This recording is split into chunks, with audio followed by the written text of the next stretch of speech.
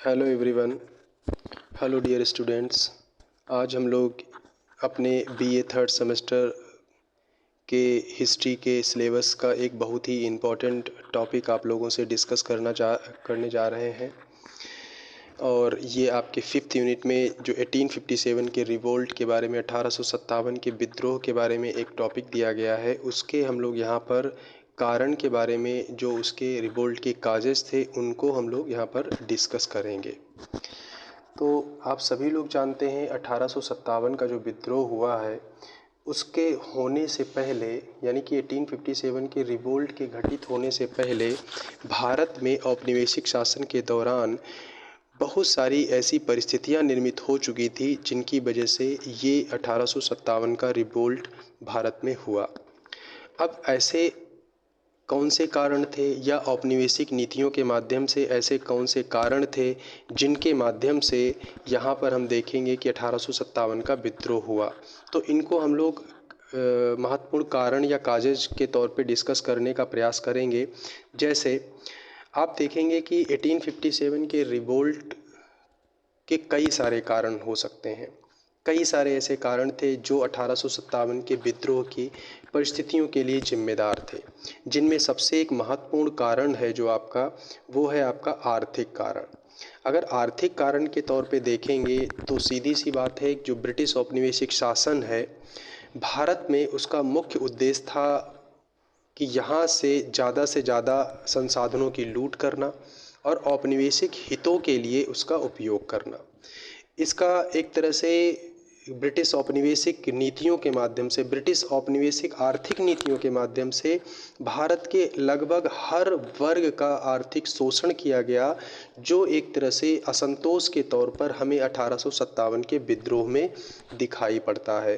For example, अगर हम कृषकों की बात करें तो इकोनॉमिक कारण में अगर हम कृषकों के असंतोष की बात करें तो कृषकों का असंतोष भी 1857 के विद्रोह के कारण के तौर पे जुटा हुआ था। जैसे ब्रिटिश औपनिवेशिक नीतियों के अंतर्गत विभिन्न प्रकार की भू राजस्व नीतियों का पालन किया गया। अब ये जैसे भू राजस्व नीतियों के तहत हम बात करें तो आप देखेंगे कि चाहे वो बंगाल में परमानेंट सेटलमेंट हो, स्थायी बंदोबस्त व्यवस्था हो, चाहे दक्षिण भारत की रैयतवाड़ी भू राजस्व व्यवस्था हो, या फिर उत्तर भारत की महालवाड़ी भू राजस्व व्यवस्था हो,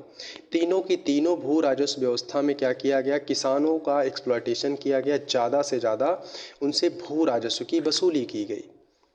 और इस लेवल तक, इस हद तक वसूली की गई कि एक तरह से अकाल और भुखमरी की समस्या उनके लिए खड़ी हो जाती थी।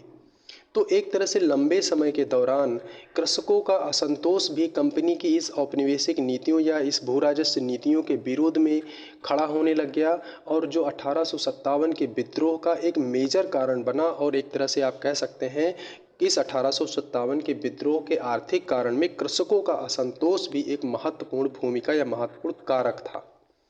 इसी तरह से आप देखेंगे कि जो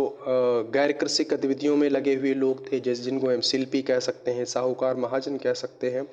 या एक तरह से कह सकते हैं जो छोटे लेवल के जो हमारे कारीगर हैं, छोटे लेवल के जो व्यापारी हैं, जो यहाँ पर जो हमारा जो स्वदेशी उत्पाद होता था उसके माध्यम से जो अपना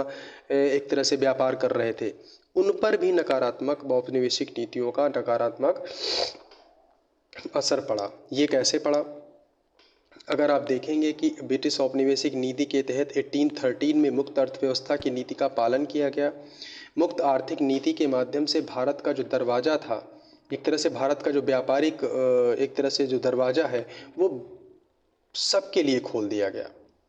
एक मुक्त अर्थव्यवस्था की नीति का पालन किया गया। इसका मतलब ये है कि अभी तक 1813 से पहले तक ईस्ट इंडिया कंपनी ही एक तरह से व्यापारिक एकाधिकार के तहत भारत के साथ व्यापार कर रही थी, लेकिन 1813 के बाद से ब्रिटेन के सभी व्यापारी यहाँ पर व्यापार कर सकते हैं। और एक मुक्त व्यापार की नीति के माध्यम से एक फैक्ट्री उत्पाद, जो बड़ी मात्रा में जो फैक्ट्री उत्पाद हैं जो भारत में आने लगे, और इन फैक्ट्री उत्पाद अपेक्षाकृत थोड़े सस्ते होते थे। इसका प्रभाव ये पड़ा कि जो हमारे हस्तशिल्प उत्पाद हैं, जो हमारे यहाँ पर मूल उत्पाद होते थे, उन पर नकारात्मक प्रभाव पड़ा। और इसकी वजह से क्या हुआ कि हमारा जो देसी उद्योग धंधा था उस पर एक नकारात्मक प्रभाव पड़ने की वजह से वो बेरोज़गार होने लगे। शिल्पी समूह बेरोज़गार हो गया, छोटे कारीगर व्यापारी बेरोज़गार हो गए, और एक तरह से उनका भी असंतोष 1857 के विद्रोह के साथ में जुड़ गया। तो आप यहाँ पर ये देख सकते हैं कि जो भी हमारे एक तरह से जो व्यापारिक आर्थिक या गतिविधियाँ हैं,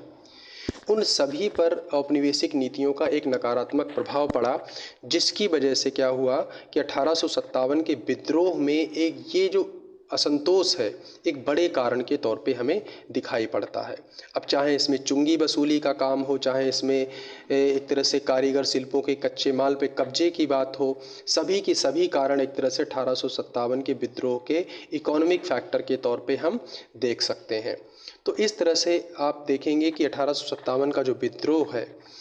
वो एक तरह से उसमें आर्थिक कारण के तौर पे हम कृषकों का असंतोष, शिल्पी समूहों का असंतोष, छोटे व्यापारी वर्ग का असंतोष, एक तरह से क्या होता है 1857 के विद्रोह के आर्थिक कारण के तौर पे चीज़ों को सामने लाता है। अब हम चलते हैं राजनीतिक कारण के तौर पे। अगर हम पॉलिटिकल काजेज़ की बात करें, राजनीतिक कारण की बात करें, तो इसमें भी आप देखेंगे कि जो राजनीतिक कारण है, जो पॉलिटिकल काजेज़ हैं, उसमें भी आप देखेंगे कि एक तरह से आप ब्रिटिश औपनिवेशिक नीतियों को ज़रा ध्यान से देखेंगे तो आपको पता चलेगा कि 19वीं शताब्दी में विशेषकर 1813 के बाद से भारत का निर्माण एक औपनिवेशिक बाजार के तौर पे करने का प्रयास किया गया। और औपनिवेशिक बाजार के तौर पे अगर भारत का निर्माण करना है तो सीधी सी बात है, उसका मतलब ये है कि भारत का जो अधिकतर जो भौगोलिक क्षेत्र है उसके अधिकांश भाग पर ब्रिटिश कंपनी का कब्जा होना चाहिए। और ब्रिटिश कंपनी का कब्जा कब होगा? जब ज़्यादा से ज़्यादा जो यहाँ की देसी रियासतें हैं, जो राज्य हैं, उन पर कंपनी का प्रत्यक्ष नियंत्रण होना चाहिए। तो आप देखेंगे कि इस कालखंड में 19वीं शताब्दी का जो पूर्वार्ध का काल है, उस कालखंड में आप देखेंगे कि एक तरह से एक के बाद एक जो ब्रिटिश गवर्नर आए, उन्होंने यहाँ पर औपनिवेशिक विस्तार की नीति का पालन किया। और डलहौजी तक पहुँचते पहुँचते आप देखेंगे कि एक तरह से राज्य हड़प नीति के माध्यम से, हर तरह की नीति के माध्यम से एक तरह से यहाँ पर ज़्यादा से ज़्यादा राज्यों पर प्रत्यक्ष नियंत्रण करने का प्रयास किया गया। और इसमें आप देख सकते हैं, चाहे वो अवध का क्षेत्र हो, चाहे वो रानी लक्ष्मीबाई का झांसी का राज्य हो, चाहे वो हैदराबाद का क्षेत्र हो, चाहे वो मराठवाड़ा हो, सिख क्षेत्र हो, लगभग सभी क्षेत्रों पर कंपनी ने अपने प्रत्यक्ष नियंत्रण की नीति का पालन किया। अब ये जो राजनीतिक विस्तार है, ये सिर्फ इसीलिए इसके लिए नहीं कह सकते हैं कि कुछ ही देसी रियासतों पर कब्जा कर लिया और जिसकी वजह से क्या हुआ कि कंपनी का विस्तार तो हुआ लेकिन कोई कंपनी के विरुद्ध असंतोष नहीं हुआ। आप यहाँ पर राजनीतिक कारण में थोड़ा सा गहराई से जाकर के परीक्षण करते हैं तो आपको पता चलेगा कि एक तरफ शासक वर्ग तो कंपनी की इस नीति के माध्यम से अपनी सत्ता से वंचित हो ही रहा था, लेकिन इसके साथ साथ में आप ये भी देखेंगे कि जो ब्रिटिश औपनिवेशिक नीतियां हैं, इस प्रत्यक्ष नियंत्रण की नीति के माध्यम से न सिर्फ शासक वर्ग का नुकसान हो रहा था, बल्कि उसके अंतर्गत काम करने वाले बहुत सारे साहूकार महाजन हैं, जमींदार हैं, जो प्रशासनिक वर्ग है और विशेष करके जो सैनिक समूह है, उसको भी अपनी एक तरह से नौकरियों से हाथ धोना पड़ रहा था, वो भी बेरोजगार की श्रेणी में जा रहा था। तो इसका मतलब ये हुआ, यहाँ पर जो शासक वर्ग है, जो प्रशासनिक वर्ग है, जो कर्मचारी वर्ग है, जो सैनिक समूह है, वो सारा का सारा अपनी देसी रियासत के जाने से बेरोजगारी की श्रेणी में आ रहा था। और एक तरह से आप कह सकते हैं ऊपर देसी रियासतों के शासकों से लेकर के नीचे लेवल क्लर्क तक, सैनिकों तक पहुँचते सैनिक तक, सभी के सभी एक तरह से कंपनी के इस प्रत्यक्ष नियंत्रण की नीति से परेशान थे और एक तरह से कंपनी के प्रति उनके अंदर असंतोष की भावना थी, जो एक राजनीतिक विरोध का व्यापक कारण बना। तो आप ये कह सकते हैं कि जो पॉलिटिकल काजेज है, जो राजनीतिक कारण है, उस राजनीतिक कारण में जो विभिन्न प्रशासनिक वर्ग है, जो शासक वर्ग का समूह है, वो उसका असंतोष भी 1857 के विद्रोह का एक बड़ा कारण बना। अभी तक आपने देखा कि एक कुछ ब्रिटिश औपनिवेशिक जो आर्थिक नीतियां थीं, उसके वजह से भी असंतोष था। राजनीतिक कारण भी, कंपनी ने औपनिवेशिक राजनीतिक विस्तार की जो नीति अपनाई, उसकी वजह से भी यहाँ पर एक तरह से 1857 के विद्रोह का बड़ा कारण बना।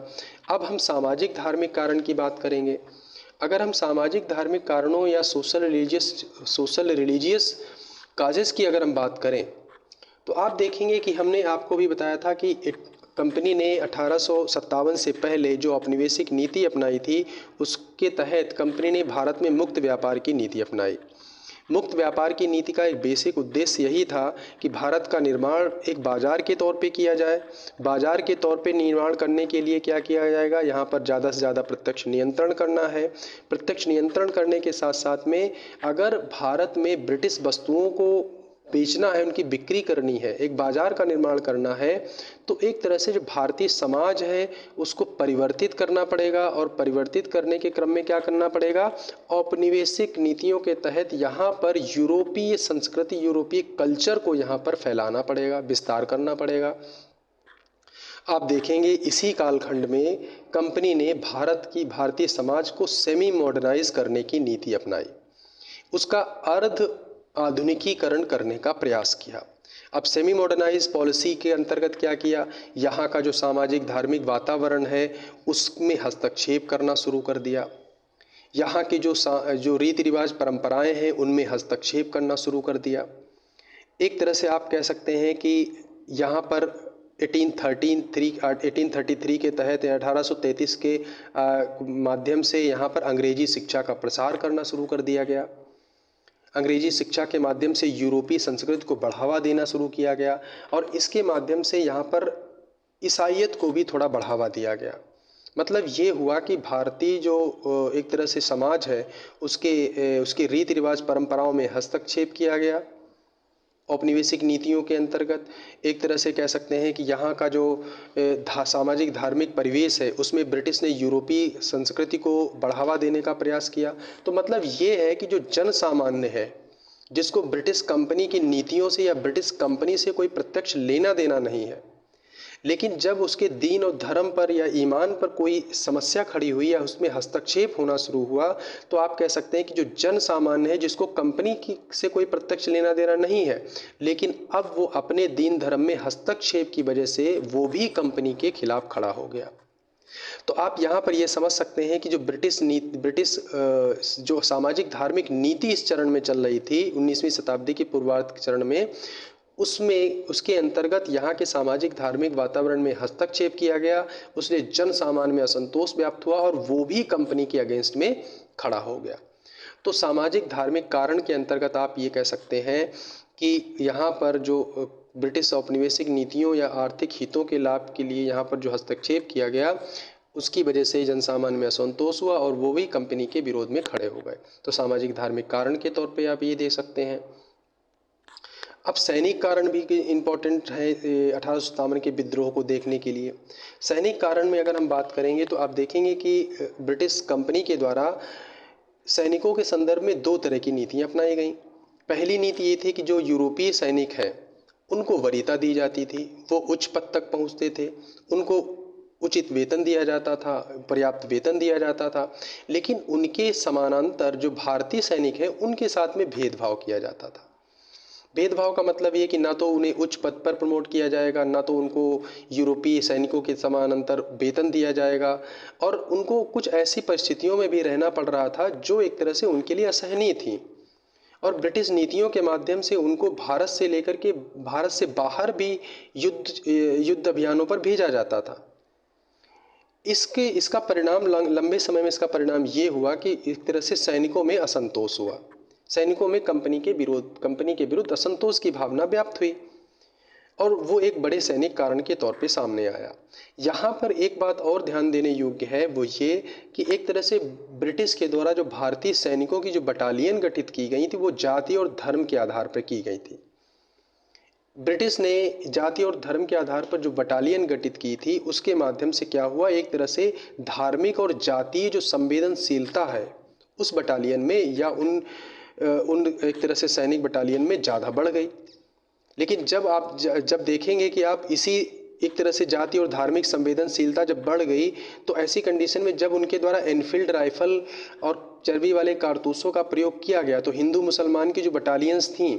उनमें जो धार्मिक संवेदनशीलता जो बढ़ी हुई थी उसकी वजह से क्या हुआ, इसका उन्होंने विरोध किया और अंततोगत्वा ये एक तरह से आप देखेंगे कि तात्कालिक कारण के तौर पे 1857 के विद्रोह की क्रांति के तात्कालिक कारण के तौर पे सामने आता है। तो यहाँ पर आप सैनिक कारण के तौर पे आप कह सकते हैं कि सैनिकों के साथ जो यूरोपीय सैनिकों के समानांतर जो भेदभाव किया जाता था वो भी 1857 के विद्रोह का एक बड़ा कारण बना। अब हम तात्कालिक कारण की जो अभी हम बात कर रहे थे उसको हम लास्ट में ये देख सकते हैं कि 1857 के विद्रोह का जो तात्कालिक कारण है उसमें बेसिकली यही है कि हम जो है एक तरह से कह सकते हैं कि सैनिकों को जो चर्बी युक्त कारतूसों का जो प्रयोग किया गया, उन चर्बी युक्त कारतूसों के माध्यम से जो उनमें संवेदनशीलता, जो जाति और धर्म की संवेदनशीलता बढ़ गई थी, उसमें अंततोगत्ता चर्बी वाले कारतूसों का विरोध करना। इनफील्ड राइफल्ड में जो कारतूस यूज किए गए उसमें सूअर और गाय की चर्बी यूज की गई थी, उसकी वजह से क्या हुआ, विरोध हुआ और फाइनली 1857 का विद्रोह भड़क उठा और एक बड़ी क्रांति के तौर पे भारत में हम लोग देखते हैं इसको। प्रथम स्वतंत्रता संग्राम के तौर पे भी इतिहासकारों के द्वारा देखा गया। अब हम आज का टॉपिक यहीं पर रोकते हैं और बाद में अगला हमारा जो टॉपिक रहेगा वो 1857 की क्रांति की विफलता के कारण और उसके प्रभाव क्या रहे, इस पे हम लोग नेक्स्ट क्लास में बात करेंगे। Thank you all of you.